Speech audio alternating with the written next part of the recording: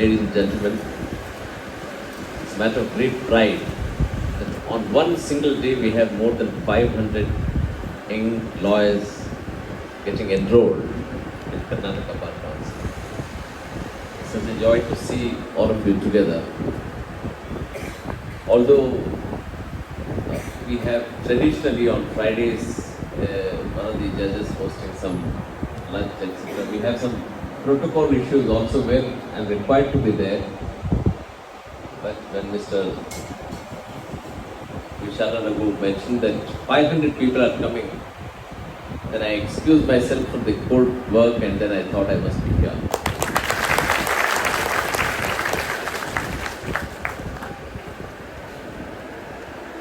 He was very kind enough in mentioning about my personal details. From the time that when I was enrolled as a lawyer, I must mention to you that about 3 to 5 years prior to even enrollment, owing to the fact that my father was also a former judicial officer and a practitioner and an advisor, he was not an active practitioner but an advisor, I was put on a very regimental work as far as the legal practice is concerned. Therefore, even whilst I was a student, I was in the regimental practice training. Therefore, I was very familiar with the provisions of law, etc., etc. But I must tell you that, you see, that takes me back to the memory lane of about 35 years, nearly 35 years, 40 years. In these 4 decades, there has been a paradigm shift in the entire practice.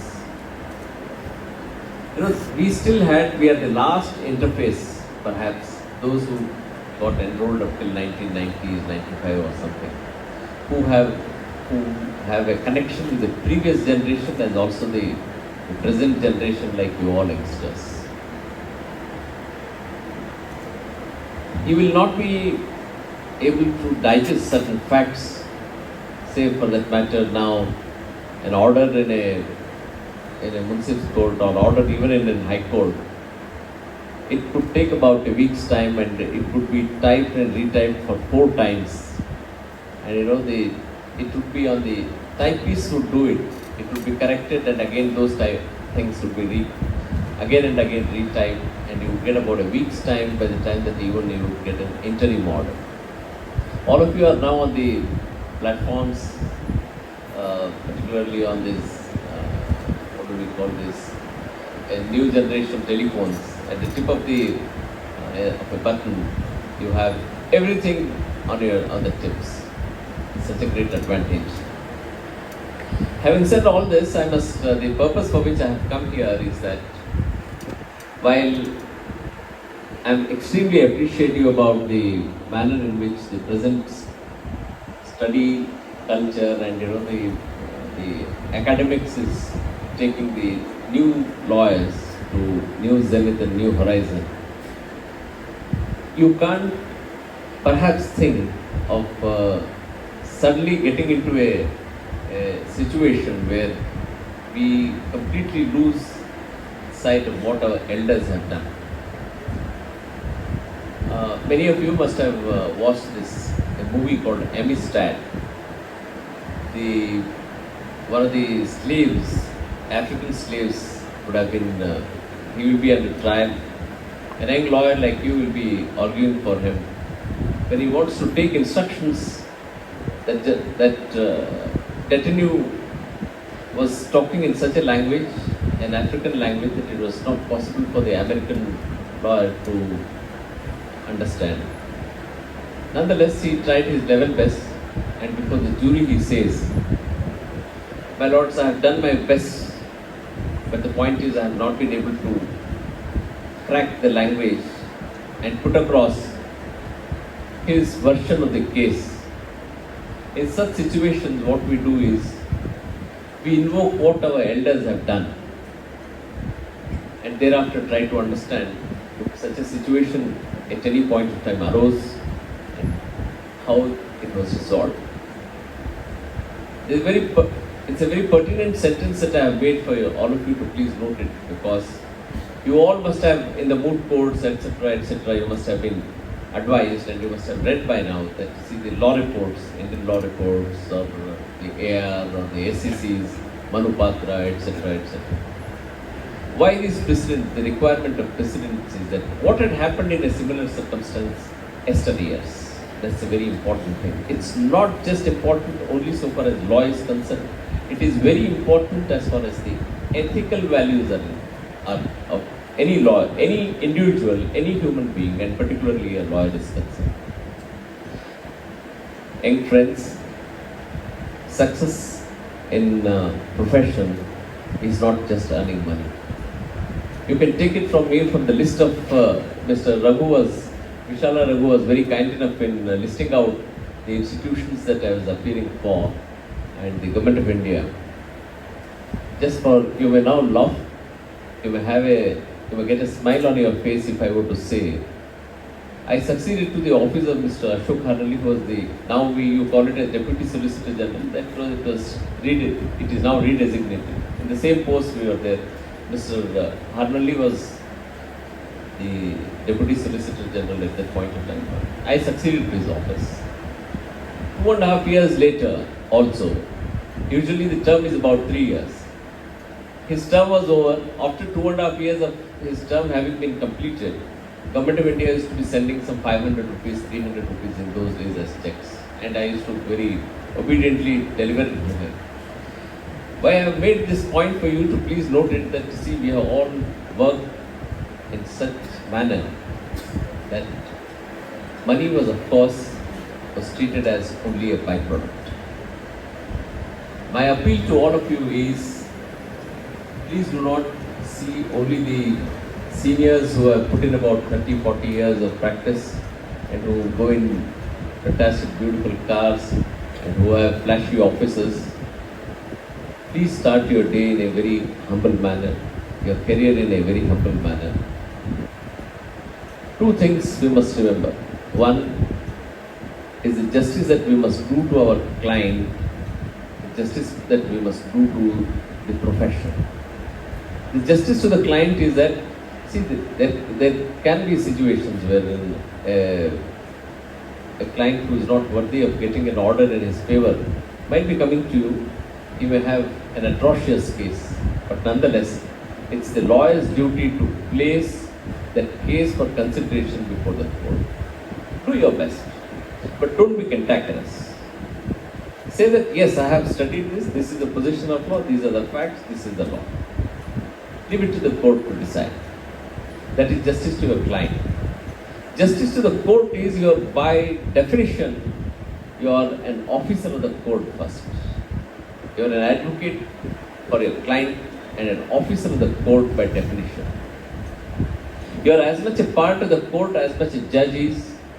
Therefore, what is a fundamental duty that we owe and you owe is that the dispensation of justice, quote unquote. Ladies and gentlemen, it looks very simple, but as officers of the court, if you just think that there has been an errant client that I have, and pushing the matter too much, then it's time that you must step back, think for yourself that what is the position of law, what are the facts, whether it is scrupulous or unscrupulous for me to push the case any further. I must recall on this date that I was, as Mr. Raghu's list, I was for some time practicing in the Karnataka High Court, City Civil Courts. Mind you, I have also appeared in the Taluka courts. Even in the Tahsildar's court once in Tumkuru we had one brief. I had gone there a couple of times. Then of course, as luck would have it, I also had the occasion and privilege to practice with the best of the brains at that point of time. My senior was Mr. Soli Sorabji. By the time that I became a lawyer, few days thereafter, the local senior became a judge. I couldn't do anything, but my senior in Delhi was Mr. Soli Sorabji. You must have heard his name in any number of reports. Why I am quoting him for this reason. When I was not so keen to become the central government lawyer. He said that it's time, he was the Attorney General, He said that no, now I am also into the government, you also come into the government. That's a place where you will learn and at the same time you can do service to the society. I am underlining the word service to the society, that is most important for this reason. He had maintained one of the best ethical values, I must say. I must share it with you, that people, he was charging that point of time. Today, I don't know what's the fee memos that the senior counsel in Mr. Basavaraj will be knowing, which he will not disclose. In Supreme Court, I am sure that the figures are astronomical. In those days, it used to be like in the order of 55,000, 75,000, lakh and 10. This was the mode of fee memos that used to be coming. Mind you, Mr. Sonabji had a policy for himself. No matter who the client is, he would take any amount. People would be coming and then saying, "Sir, here is your 55,000." He said, "Sorry, there is UCO Bank there. Go and get a DD. If you don't have a check, please go and get a DD and give it."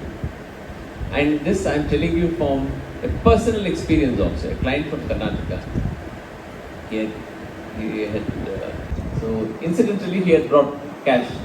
So Mr. Sarojji said, "No, sorry, please go to the UCO Bank. Dinesh का उधर account है, उसके account से मेरे को check ला के दे." This is how that you see these ethical values that you mentioned. Meaning to say that that class of people, they have paid huge income taxes, but never evaded income tax. They have earned a lot of money, but never evaded tax. These are the fundamental ethical values that lawyers must inculcate, and it must get imbibed into this. There are many such great people whom I have come across. Now we have the court session to start at 2:30. I think I already overshot the time. This is about the lawyers. About the judges, I'll tell you. This is the same catchment from which I'm sure, and I also wish that many of you become judicial officers, judges, stars in the legal luminaries. From your lot only the people, after all, this is the catchment from where the judges are selected. I will close my talk with one small story, what actually happened. Narration of this story, one great senior had told me. I haven't seen Mr. Karimbai Chagla. It was his court. He was presiding in Bombay High Court. That was a chartered high court at the time. One very top class lawyer like Mr. Basavaraj came running, senior advocate, into the court hall at 10:15, made a mention to the judge, to the Chief Justice, "Lord, your Lordship will have to consider this, take this matter out of turn today at the end of the list or just now." He asked, "What's the problem?" Mr. MC Chagla asked, "What's the problem? Why are you?" He said, "There are about 300, it's a matter of fact, these are all on record." He said about number of slums are being demolished. The BMC, we don't know what it used to be called, the corporation at that point of time are now demolishing these houses. It started, the work has started. He said, "All right, doesn't matter, we'll look into that, but what are the facts? What is such an urgency you have mentioned, but what about your case?" He said, "I must fairly concede and say that the Mr. So-and-so, who is the owner of the land, he had filed a suit for eviction. We have lost the matter in Bombay City Court, Bombay Civil Court, Bombay High Court, and SLP have been dismissed." Then there was a frown and a smile together on Mr. Chagla's face. He asked, "Then how can you dare to make such a submission here, such a mention in this court? You have lost the matter of the Supreme Court. What remains? Nothing more. That's only an execution part." You know what he said? "The court presided over by your Lordship Justice Chagla emboldened me to come and make a mention. We know that you will find a solution for this. The bar has such a confidence. I am telling you, ladies and gentlemen, once you become the judicial officer or a judge, this is the encomium that you must earn from the bar. It's a different matter that one may lose a case, one may win a case. But you must respect the lawyers, treat them well, talk to them well, and dispose it off absolutely in accordance with law. Now I'll tell you what happened to that case. Mr. Chagla also became very curious. Let me do something about it. He was a very kind person. He called the bench instance secretary and told him that please get that file. The file came. In those we cannot perhaps think of doing this in the present day world and in the media etc. How the system is working in those days. He asked the registrar of that time only registrar used to be there. Even in our High Court, only one registrar. Mr. P.S. Bhatt was the last individual single registrar. Thereafter it got divided. Registrar judicial, registrar this, registrar that. He called the registrar and told, please carry a letter. Meet the gentleman in his house. Tell him that Mr. Chagla wants to meet him for a tea at the session immediately after the first session. So he must have been a big man. He came, he was brought to the High Court. He was very kind. He also came. Mr. Chagla he called his registrar, please be here. He called the other lawyer also, who had moved. He said, this is what has happened. He said, yes, this is what has happened. What do you want? Well, Chagla, he commanded extraordinary respect from not only from the bar and the lawyers and the senior advocate, but also generally from the general public. So he said, Mr. So-and-so, but why have you called? He said, there's only one way out. What can be done in this? Because these people have lost the matter of the Supreme Court. Nothing more can be done. My hands are tied. He said, but I can make one personal request to you. The man he sank into his shoes. He said, Mr. Karimbai Chagla is telling in the court, the Chief Justice of Bombay High Court, saying that I want to make a request to an ordinary man. He stood up from the chair. He said that, sir, please tell me what can I do. He said, these are about thousands of people who will become homeless. If you can consider doing this, on your own, you can postpone this demolition by a few days. Maybe a month, maybe a two, so that they can get in some alternative accommodation. That's the maximum that's a request that I can make as the citizen of Bombay, as a Samaritan in the city, and as a judge of this court. And believe me, the landowner agreed to the request made by Mr. Chagla. And people got relief for some time. That's a reprieve. Ultimately what happened, that's a different matter. They must have agreed. Point made here, underlining point are two. As a lawyer, the ethical values from whom you are drawn to the bench, you must maintain absolutely strict ethical values where not only the lawyers, but also the society per se will have respect for you. What happens if how a lawyer must conduct himself? That's another story. Suddenly I remembered this. It was Motilal Chetalwad, a short man who argued for that Bombay bank nationalizations case. You know what happened in Supreme Court? You must all go to Delhi, travel to Delhi, but don't put tax on your parents' money. Go in train, spend some time and come back there. In Supreme Court what happens is there are 2 or 3 members, judges will be sitting.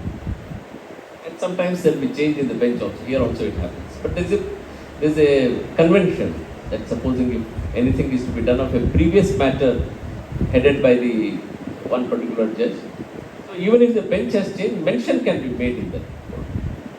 So some young lawyer like you briefed Mr. Chetalwad, he comes and he argued a matter, he said, all right, issue notice and stay. As I said, it used to be time written 4 days, 5 days. When the interim order came, it's only notice. The young lawyer was flabbergasted. He ran to Mr. Chetalwad. He said, what is this, sir? You said you have taken so much. That time it used to be 11,000. So you have taken 11,000 rupees. Stay order is, you said stay, but there is no stay here. He said, is that so? Chalo, we'll go to this court. Maybe court 2, court 3, they went there. Mr. Chetalwad standing at the gate. It was, the lunch hour was almost, they were raising for the lunch session. The senior judge saw Mr. Chetalwad standing there. He said, Mr. Chetalwad, what brings you to the court? Do you have any matter? He said, no. Then why have you come? By then the bench had changed. why have you come? He said, your lordship sitting with such and such combination have granted an order stay, but my advocate on record says that the word stay is not there, only notice is there. Oh, is it so? Alright. Then you can do one thing, you can ask the UR to write that, we will record it, and then we will get it done. So the judge perhaps dictated some chamber order or something like that. Whatever it is, it got rectified there. Then the gentleman who was sitting by his side, the judge was getting perplexed. He had just said, this is no bench, this, that, and all, no protocol being followed.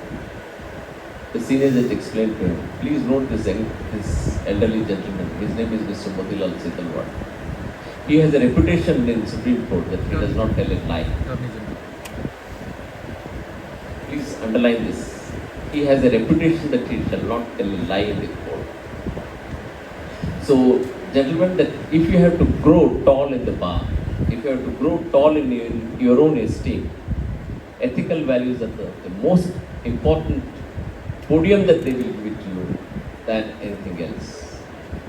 Please do litigation work. A lot of you think of perhaps maybe thinking about this non-litigation, going to this corporate. Fair enough, do that.